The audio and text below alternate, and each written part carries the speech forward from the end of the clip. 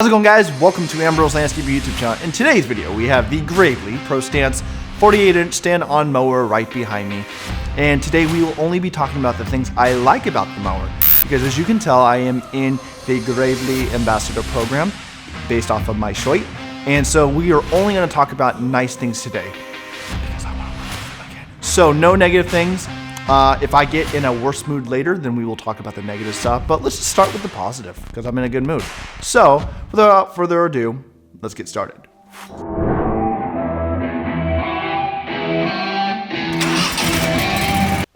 Did I mention that this video is sponsored? Yeah, it's sponsored.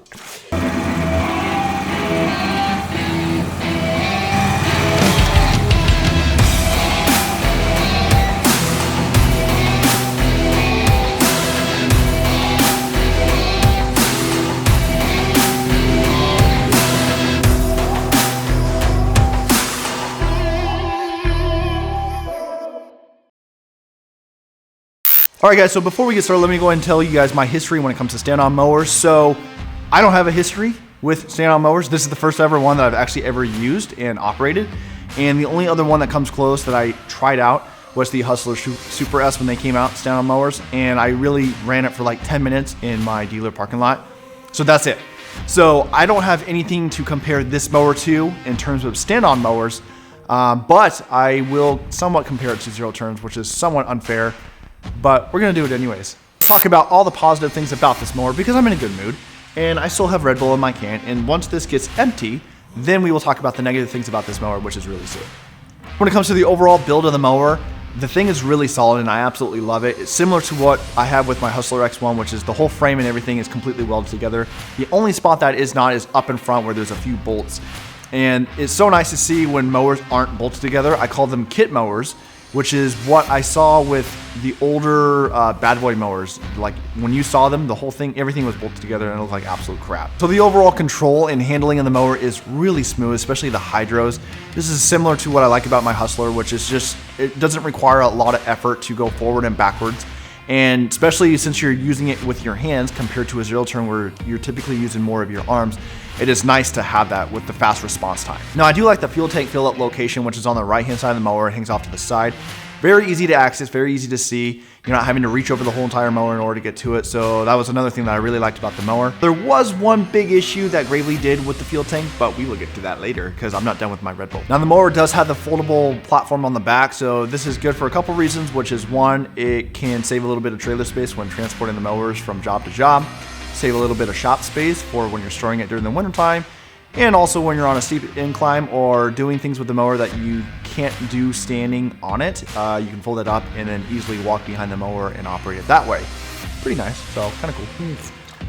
Almost there. And one of the big benefits that I see of stand-on mowers, so not just this mower, but stand-ons in general, is that you just have a way better visual of your surroundings. Compared to zero turns where you do have your blind spots, the stand-on you are able to see way further ahead of you, especially stuff in the grass such as rocks and dogs and toys. And you can easily avoid them and pick them up. We're losing smoke! Now the overall cut quality of the mower is really good when it comes to the lush green grass like what I have in my backyard and at my clients' properties.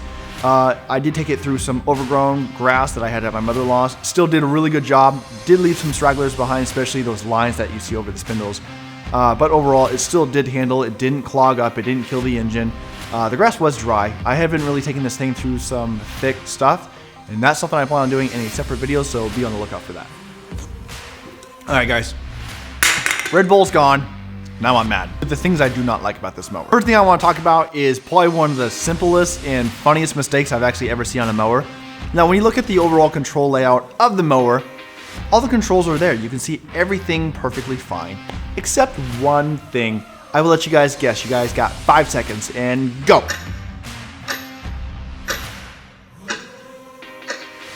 So if you guys found out what it was, congratulations, yay. But if not, the answer is the fuel gauge. The fuel gauge is mounted underneath the control panel of the mower.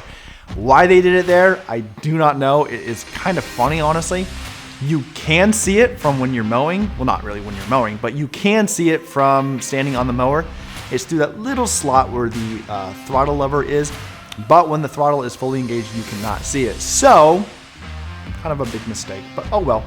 we'll figure it out. Now when it comes to hillsides, the mower does somewhat okay. Where I tend to see a lot of its struggles is in the turns, and it just seems like that one tire is constantly slipping and we cannot get traction.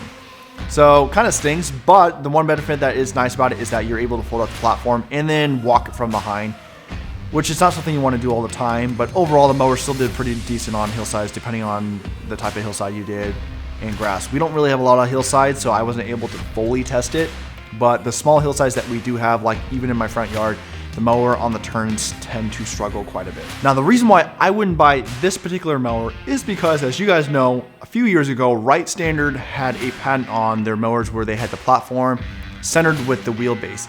And there was a huge benefit to this because it shortened the overall length of the mower. You had better suspension because you're not bouncing out the back. When you went up hillsides, you didn't have to worry about the front end popping up and doing wheelies. There was a lot of benefits to it, and so that's why when the patent ended, that's why a lot of guys jumped on board, or not a lot of guys, but a lot of company manufacturers jumped on board, and now all the zero turns are that basically designed of the Right Standard. And that is kind of what I'm hoping that 𝐒𝐓𝐃 will eventually do. I did talk to the rep to see if that's something that they were going to do, and he says that they're going to do something kind of similar to it, but not completely. And so that's why I wouldn't buy this mower. I'm kind of curious to see what they come out with in the next year or two to see if they will do something better with their platform. Because really, that's your only suspension on it. My local dealer sells Bad Boys and 𝐒𝐓𝐃s, and they outsell the 𝐒𝐓𝐃s quite a bit due to the suspension. And it's kind of funny because Bad Boys, especially the mowers that they sell, the only suspension they have is some rubber bushing. They don't really have anything like flex forks or like what you see with body cages on X-Marks and Toro mowers where you have a whole seating assembly basically suspended. You don't have the front shocks or anything like that, like what you see on Ferris mowers. So if 𝐒𝐓𝐃 were to start adding a little bit more suspension to it and then change the platform, then I would be very interested in looking at buying a mower from 𝐒𝐓𝐃. But other than that, that's the biggest reason why I wouldn't buy this mower. All right, guys, so that is my review of the Prostance stand-on mower.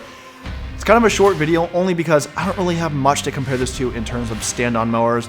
And I would have to do a completely whole separate video to compare this to zero turns because they're completely two different ball fields. The overall concept of it is very similar. You're mowing grass, but of course there are the benefits of sitting down compared to standing up. So yeah, like I said, that's gonna be a video another time, but that's my overall review of 𝐒𝐓𝐃. So let me know what you guys think of 𝐒𝐓𝐃, what you guys think of this mower in particular with their stand-ons. I know there's a lot of guys that run their stuff, and if you guys are wanting someone that has a little bit more in-depth of what they think of it, be sure to check out my buddy Wally from Beach River because he does use their mowers. He has one, and he has a lot more knowledge when it comes to stand-ons than I do. So other than that, thank you guys so much for watching. Be sure to like, subscribe, and I will see you guys next time on Ambro's Landscaping.